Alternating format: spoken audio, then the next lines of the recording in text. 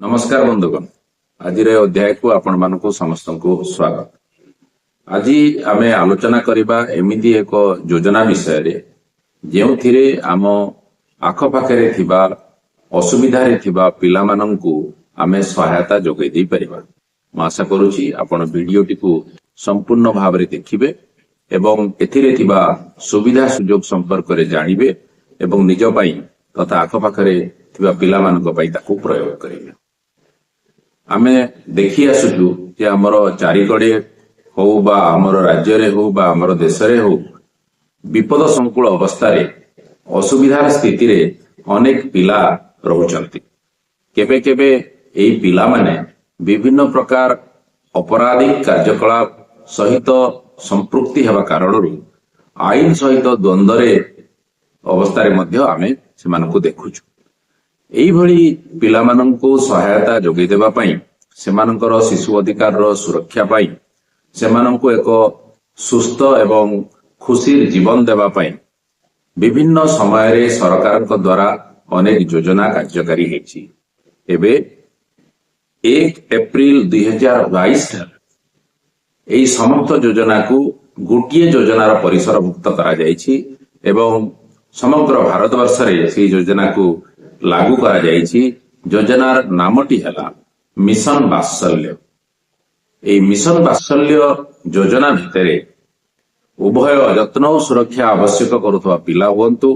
बा आईन सहित द्वंद्व रे थिबा पिला हुंतु समस्तक पई विभिन्न प्रकार सहायतार व्यवस्था आर्थिक बंदोबस्त एवं आनुष्ठानिक सुविधा करा जायछि। आमे प्रथम रे कोन सबु सहायता व्यवस्था अच्छी से संपर्क रे टिके आलोचना करिबा एवं एई व्यवस्था को कार्यकारी करिबा पई कोन सबु अनुष्ठान तयारी हेछि केउ मानकु दायित्व दिया जायछि से संपर्क रे मध्य सम्यक आलोचना करिबा। यदि आपण माने आवश्यक माने करिवे ताहेले ए संपर्क रे आमे परवर्ती अध्याय मानकरे आहुरी सविशेष मध्य आलोचना करिबा।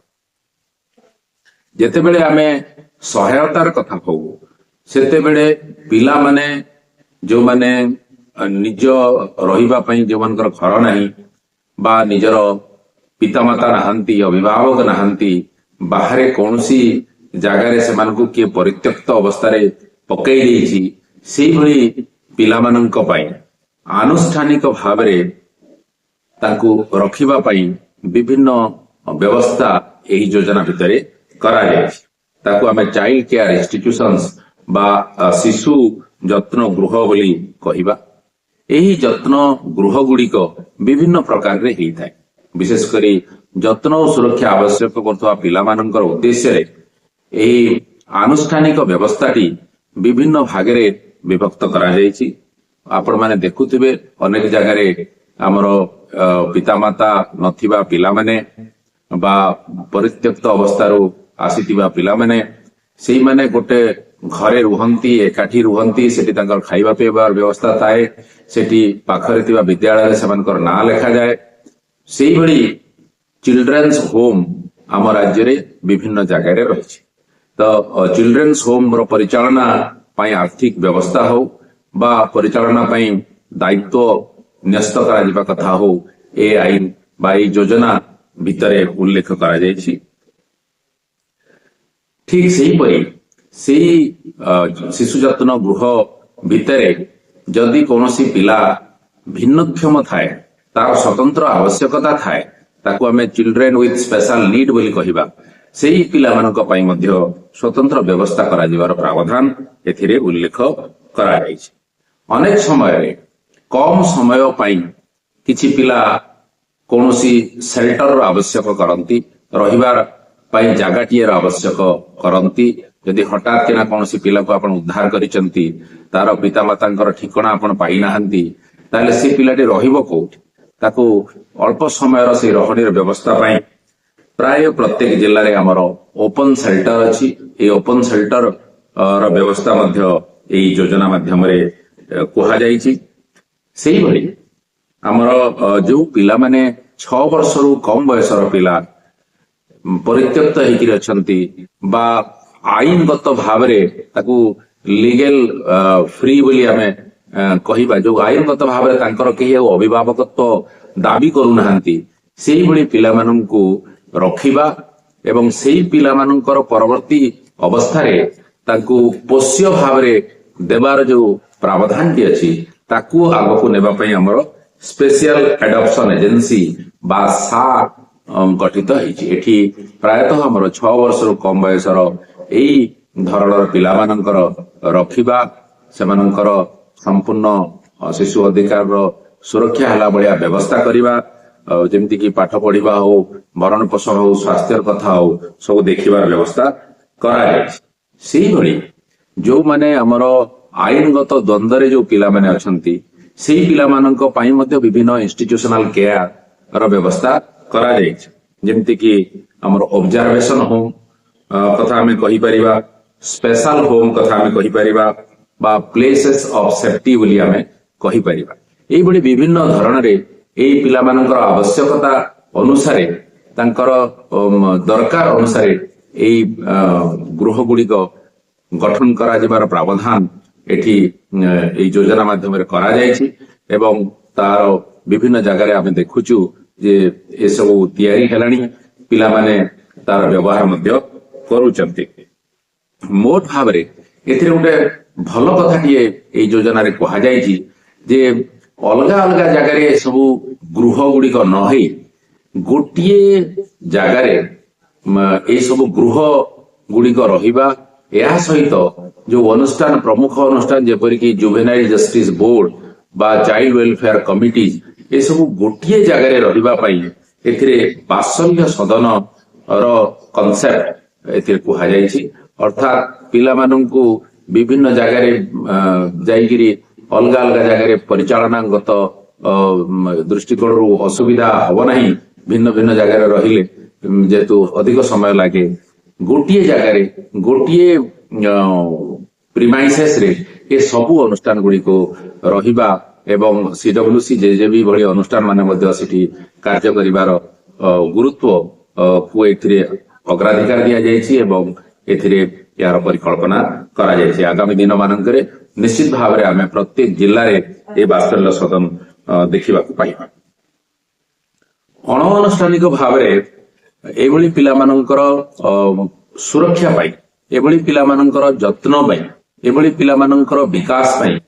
ଆହୁରି କିଛି ବ୍ୟବସ୍ଥା କଥା ଏହି ଯୋଜନାରେ କୁହାଯାଇଛି। ଯେମିତି ସ୍ପନ୍ସରସିପ ସପୋର୍ଟ କଥା ଏଥିରେ ଆଲୋଚନା କରାଯାଇଛି। ମାସରେ ଅତି କମରେ 4,000 ଟଙ୍କାର ଗୋଟେ ସହାୟତା ବ୍ୟବସ୍ଥା ବିଭିନ୍ନ ବିପଦ ସଂକୁଳ ଅବସ୍ଥାରେ ଥିବା ପିଲାମାନଙ୍କ ପାଇଁ କରାଯାଇଛି। ଏଥିପାଇଁ ଗୋଟେ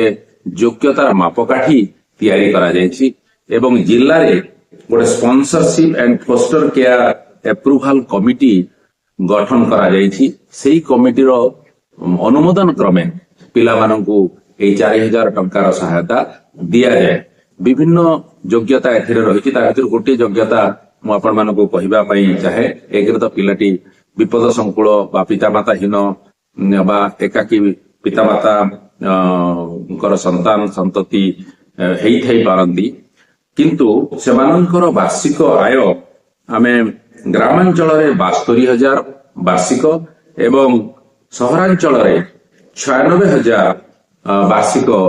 ରୁ କମ ହେଇଥିବା ଦରକାର। ଏହା ହେଲେ ଯାଇ ସେ ଏଇ ଯୋଗ୍ୟତା ଭିତରେ ଆସିପାରିବେ ଏବଂ ବେଳେ ବେଳେ ଏଇ ଯୋଉ ସ୍ପନ୍ସରସିପ ସପୋର୍ଟ, ଏହା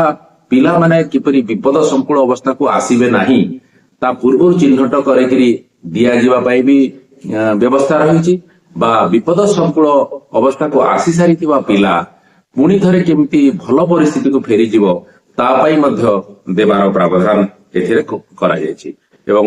ଏହାକୁ ଅପ୍ ଟୁ 18 ଇୟର୍ସ 18 ବର୍ଷ ପର୍ଯ୍ୟନ୍ତ ଏହି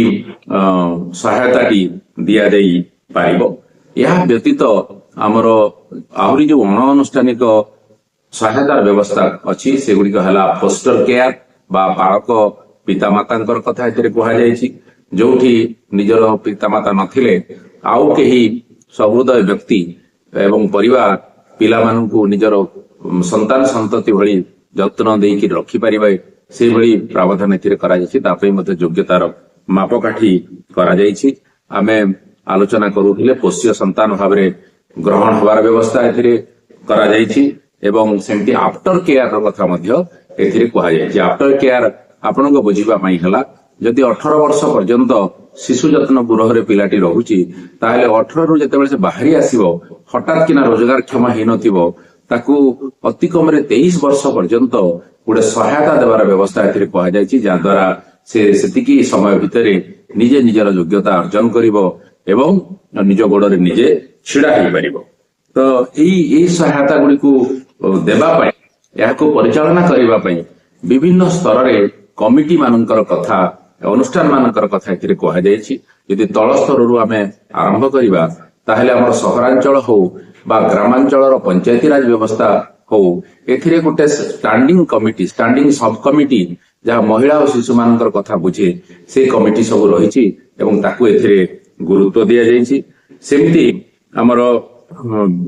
ता ऊपर को जदि आमे देखिबा जिला स्तर रे हमर डिस्ट्रिक्ट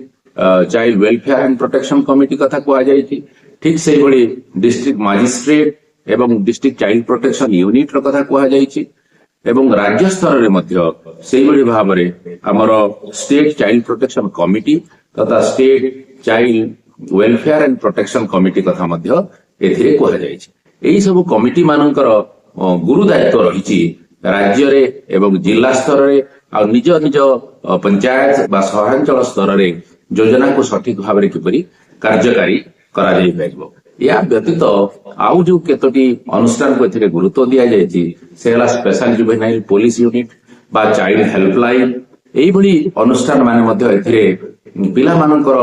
अधिकार सुरक्षा दिगरे प्रमुख भूमिका नेबा कथा आलोचना करा जायछि आमे आगु आलोचना करिचे जे चाइल्ड वेलफेयर कमिटी प्रत्येक जिला स्तर रे एवं जुवेनाइल जस्टिस बोर्ड मध्य प्रत्येक जिला स्तर रे रहिछि एवं ए सबु को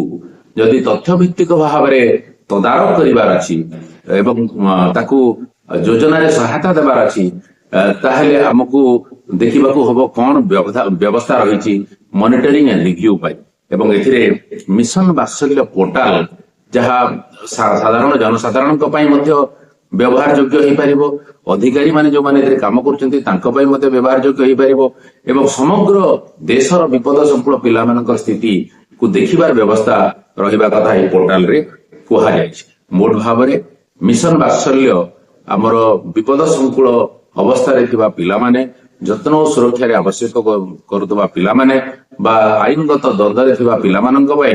गोटे वरदान सदृश एवं एथिरे जो व्यवस्था सब रही जदि पिला को चिन्हट करा जाई तांको पाखरे याको पहुंचाई दिया जाय परिबो ताले सेमानकर शिशु अधिकार सुरक्षा निश्चित होई परिबो सेमानकर शैशव आउ जंत्रणा सहित कटिबो नाही बरं सेमानकु विकास रे सेमानकु समृद्धि रे शामिल करिवार एक पथ सृष्टि होई परिबो ए जो अनुष्ठान विषय हम सब आलोचना कले एवं ये जो सुजोग विषय में आलोचना कले यार सविशेष तथ्य सविशेष व्यवस्था आवेदन प्रक्रिया ए संपर्क में आमे आहुरी परवर्ती अध्याय मानकरे आलोचना करिबा आज ये आलोचना को एठी रखिबा आशा करूछु आपन को वीडियो टी भल लागिथिबो आपण माने एथिरे लाइक करंतु शेयर करंतु एवं अधिक रु अधिक लोकन को ए वीडियो सहित जोड़िबार प्रयास करंतु धन्यवाद नमस्कार।